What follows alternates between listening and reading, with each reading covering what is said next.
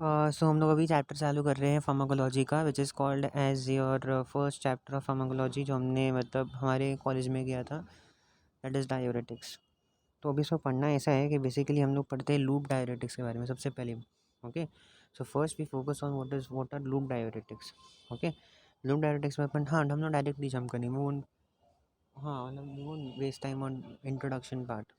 Okay, तो MOA जो है बेसिकली उसका ये है कि बेसिकली Na+K+2Cl माइनस ट्रांसपोर्टर को रोकता है, जैसे हमको पहले से पता है ये कि Na+K+2Cl को ट्रांसपोर्टर को from the lumen to the ascending limb cells.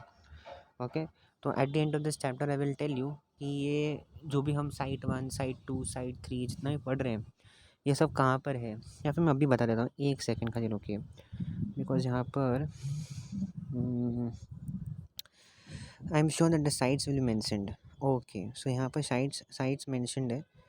Okay, तो यहाँ पर पीसीटी साइट 1 है, देन यू हैव दिस, एक second, site 2, then you have this site 3 and then you have this site 4। ठीक है, तो फर्स्ट साइट है अपना PCT proximal convoluted tubule is a site 1. Okay, as you can see here that the proximal convoluted tubule is site 1 for us.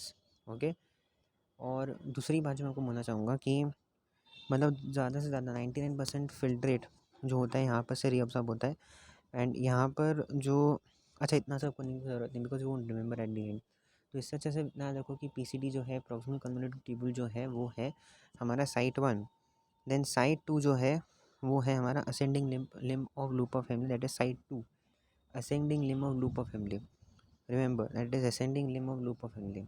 Okay, अच्छा, then you have ascending limb of loop of family, that is side 3. Okay, अच्छा एक minute side 2, 1 second, side 2 is I think your side 2 जो आपका medullary area है वो आपका जो है साइड 2 है। Okay, side 2 medullary area of ascending limb of loop of Henle is your side 2, and what is side 3? Side 3 will be your the cortical ascending limb of loop of Henle. Okay, so वो आपको याद रखना है। ठीक है, side 3 वो आ जाएगा, and side 4 अगर आपको याद रखना है that is DCT, that is your distal tubule and your हाँ late distal tubule collecting duct ऐसे बोल सकते हो। ओके, सो हमने ये सारे साइड्स पढ़ लिए, then basically will be going on other drugs. Exactly drugs कौन से हम लोग पढ़ने उस पर जाएंगे अपन फट से। लूप डायरेटिक्स का जो मैं पहले ही बोल चुका हूँ कि कैसा मेकानिज़म है उसका। ठीक है, आप खुद देख सकते हो कि अभी यहाँ से यहाँ पर जो मेरा कर्सर है यहाँ से आपका जो है वो आपका जो यूरिन है, ठीक है ना, जो यूरिन फॉर्म होने वाला है वो यहाँ से पास करेगा, and these are the cells that are present. Okay, and this is the peritubular capillary that we can see, मतलब यहाँ पर आपके सारे ब्लड वेसल्स होंगे, इसलिए उसको पेरीट्यूबुलर कैपिलरी बोला, मतलब ट्यूब्यूल्स। ये जो बेसिकली ये एरिया क्या है, this is the tubules area, right. तो ट्यूब्यूल्स के आसपास वाले एरिया को हम पेरीट्यूबुलर कैपिलरीज कहेंगे। ठीक है, और ट्यूब्यूल्स के आसपास वाली ब्लड वेसल्स को हम पेरीट्यूबुलर कैपिलरीज कहेंगे। अभी प्रॉब्लम ये है कि अगर आपने इस Na+K+2Cl माइनस ट्रांसपोर्टर को रोक दिया तो Na+ अंदर जा नहीं पाएगा, और सीधी सी बात है Na+ won't be able to go inside the blood. So what the problem is here कि Na+ जो है, K+ जो है, 2Cl माइनस जो है, वो सारे ये सारे एक्सक्रीट हो जाएंगे along with water. Now will just study what is additional activity that we can see, increase in PG synthesis, मतलब अपना प्रोस्टाग्लैंडिन सिंथेसिस जो होता है उसका इंक्रीज होगा। तो you have to remember point number 1, एक तो Na+K+2Cl माइनस को ट्रांसपोर्टर को उससे रोक दिया, वो तो चलो मैं समझ सकता हूँ, बट ये जो है increase in PG synthesis, yes this is also activity. Then weak carbonic anhydrase activity as well. Okay, so carbonic anhydrase activity हम बाद में देखेंगे, वो कार्बनिक अनहाइड्रेस एक्टिविटी अभी नहीं आएगा। Carbonic anhydrase activity comes in those who are responsible for your site 1 diuretics, और उसका अच्छा खासा मेकानिज्म है जो मेडिकेम में भी बढ़ते हैं। जब मैं वो पढ़ाऊँगा तो आपको मैं वो भी कवर करूँगा साथ में। ओके, सो बेसिकली कैसे कि वीक कार्बोनिक अनहाइड्रेस एक्टिविटी है, जिसकी वजह से क्या हो जाता है कि HCO3 माइनस का एक्सक्रीशन बढ़ जाता है, सॉरी एक्सट्रीमली सॉरी, हाँ। And then what happens is urinary pH में rise but no acidosis is scene.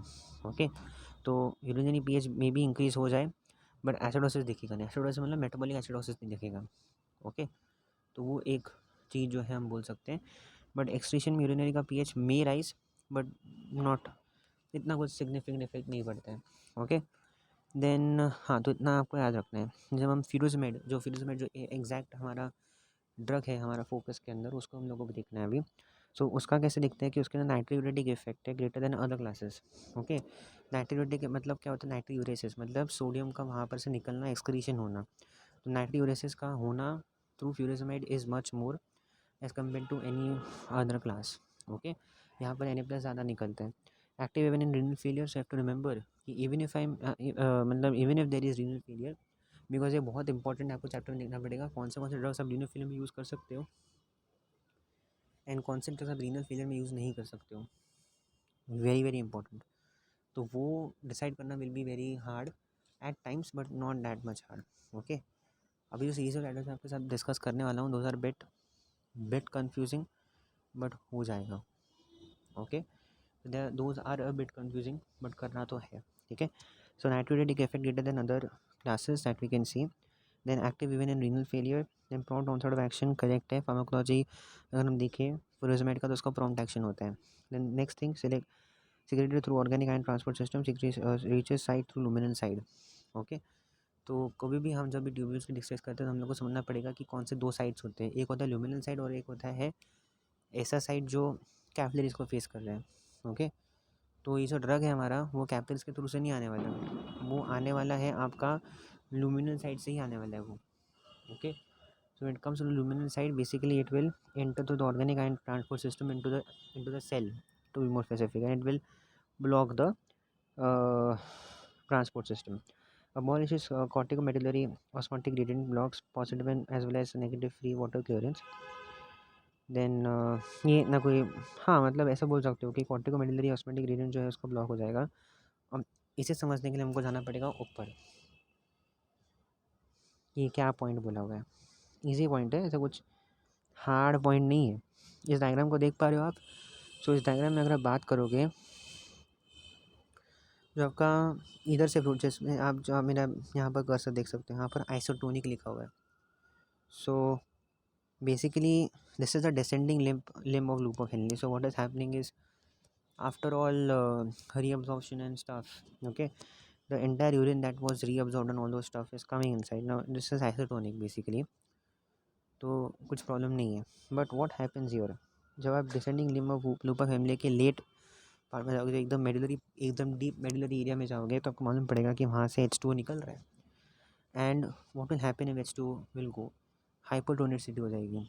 मतलब क्या, सिंपल याद है कभी भी ना, ये मैंने बहुत बार देखा है, ये मैंने बहुत बार मतलब खुद भी एक्सपीरियंस किया कि मेरे को हमेशा याद नहीं रहता था कि हाइपरटोनिसिटी क्या होती है और हाइपोटोनिसिटी क्या होती है। तो सिंपल सी बात है, जहाँ पर आयन ज़्यादा है उसको हाइपोटोनिक फ्लूइड बोलोगे, hypertonic fluid. Okay okay, tonicity मतलब क्या है, टोनिसिटी एग्जैक्टली क्या है? Tonicity is nothing but the concentration of the ions. ठीक है, it's the simplest definition which you will not get in any book. Okay, तो tonicity का क्या डेफिनेशन है एग्जैक्ट अगर मैं बोलूँ तो it is nothing but the concentration of the ions. और हाइपरटोनिसिटी का मतलब क्या होगा कि concentration of the ions is much more, समझा, इन अ पर्टिकुलर एरिया। हाइपोटोनिसिटी का मतलब क्या होगा कि concentration of the ions in that area is very very less. Correct है।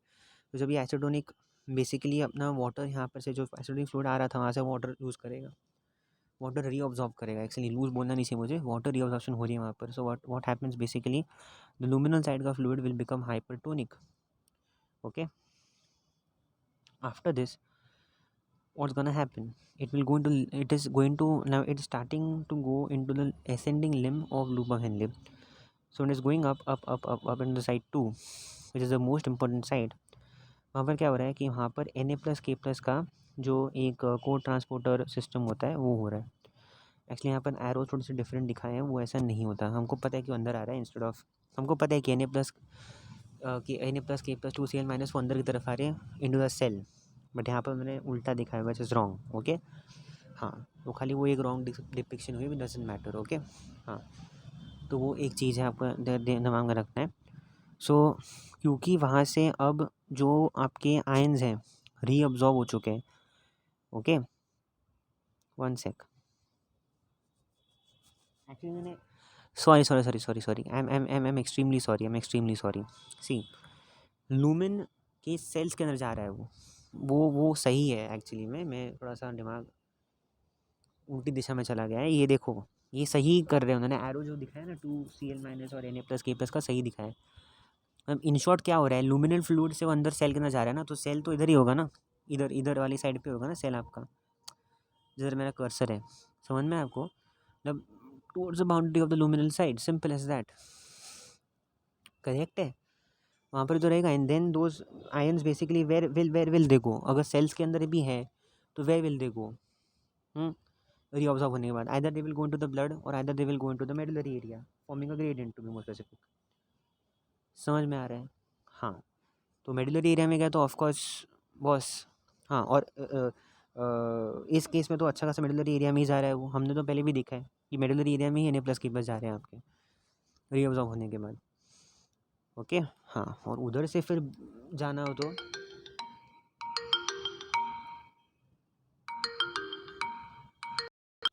एग्जैक्टली क्या हो रहा है यहाँ पर कि हाइपोटोनिक होके गया, बराबर। So in the luminal side now, after reabsorption has taken place into the medullary side, and then reabsorption के बाद में it will go into the blood as well, right? वो तुमको पता ही है।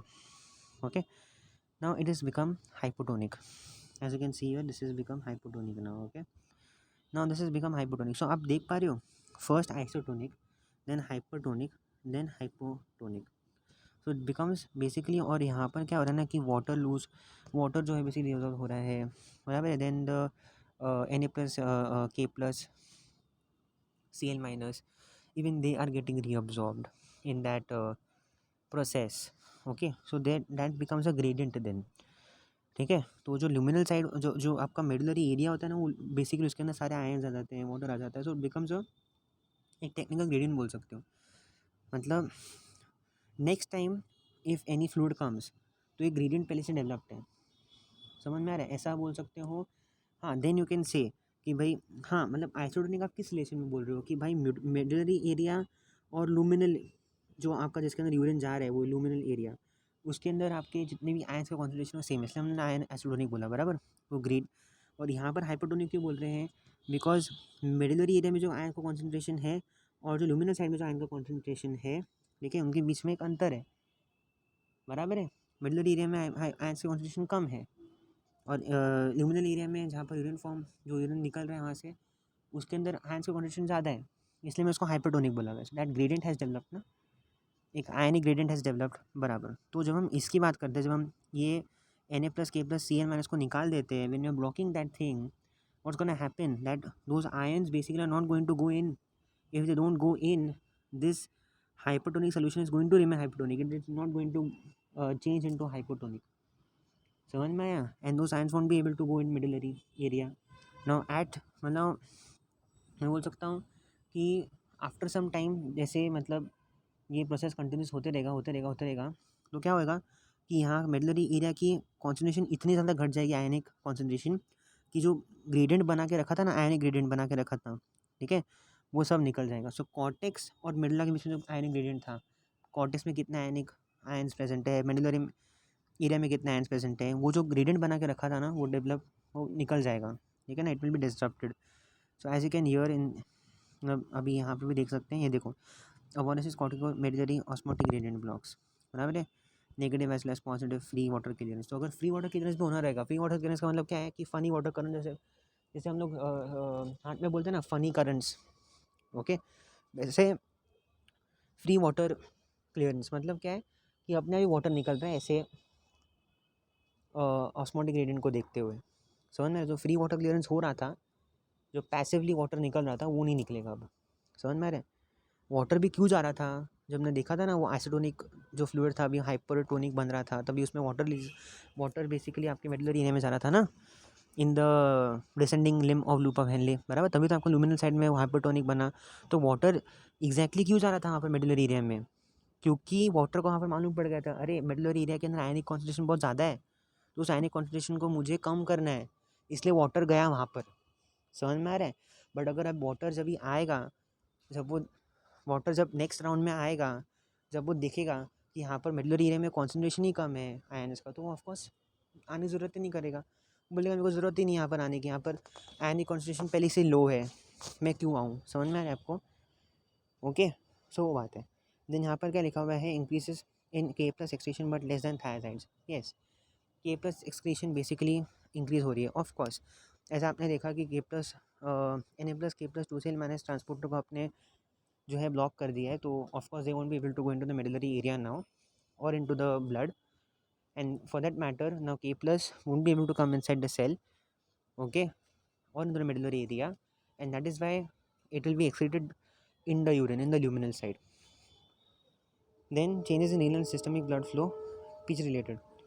Renal flow transiently increases after heavy infusion, no drastic change in GFR, no blood to mid cortical zone decreased ना, ये इसका करने की कोई ज़रूरत नहीं है, कंप्लीटली आई विल टेल, ये थोड़ा सा फालतू वाला पॉइंट था, डजेंट मैटर दैट मच, ठीक है। तो changes in renal and systemic blood flow prostaglandin related, मतलब क्या है ना कि क्योंकि अपने को पता है कि फ्यूरोसेमाइड की वजह से बेसिकली पीजी सिंथेसिस इंक्रीज हो जाता है, इसलिए हम लोग वहाँ पर बोल रहे हैं कि changes in renal systemic blood flow, because PG synthesis और बढ़ गया है, तो बेसिकली आपका वो रीनल सिस्टम और सिस्टमिक ब्लड फ्लो जो है वो चेंज हो जाएगा। So basically no drastic change in GFR as it is seen, and increase in CA2 plus and Mg2 plus excretion. Yes, so CA2 plus and Mg2 plus excretion बढ़ गया है यहाँ पर।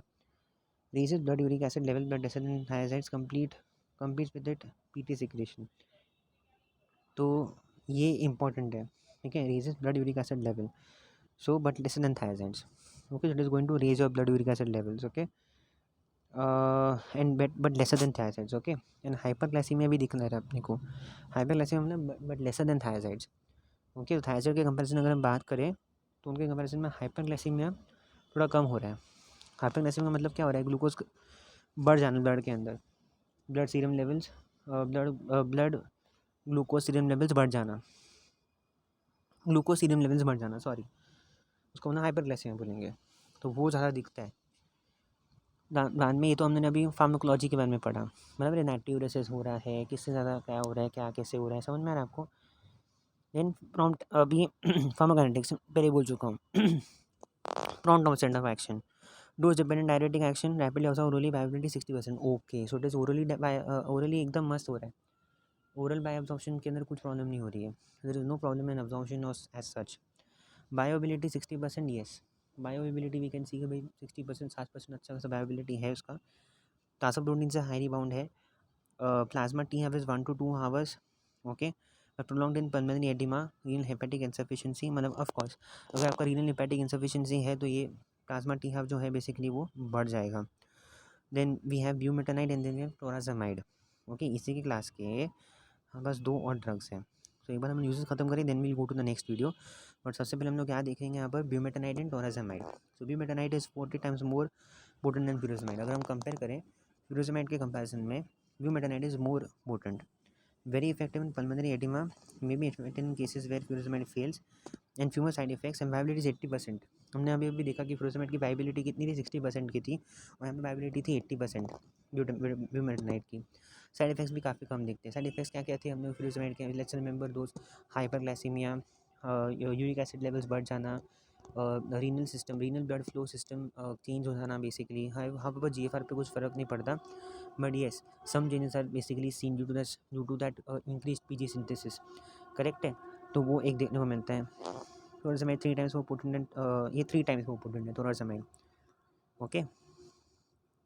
यूजेस क्या है, we can use this, you can use them in any case, oedema, या अपन ठोक सकते हैं, ठीक है ना, hypercalcaemia and renal stones, ठीक है। हाइपर कैल्सीमिया कैसे, because we have always also seen that CA2 plus and Mg2 plus secretion is increased, जब भी आपका ऐसा हो रहा है कि भाई आपका कैल्शियम लेवल्स बढ़ रहे हैं ब्लड के अंदर, तो आप ये दे सकते हो फ्यूरोसेमाइड, तो क्या है ऑफ कोर्स हाइपरग्लाइसीमिया, हाइपरग्लाइसीमिया को ये कर देगा, और of course if your CA2 plus is basically increasing it might lead to your kidney stones as well, correct है, तो किडनी स्टोन्स को भी निकाल सकता है ये।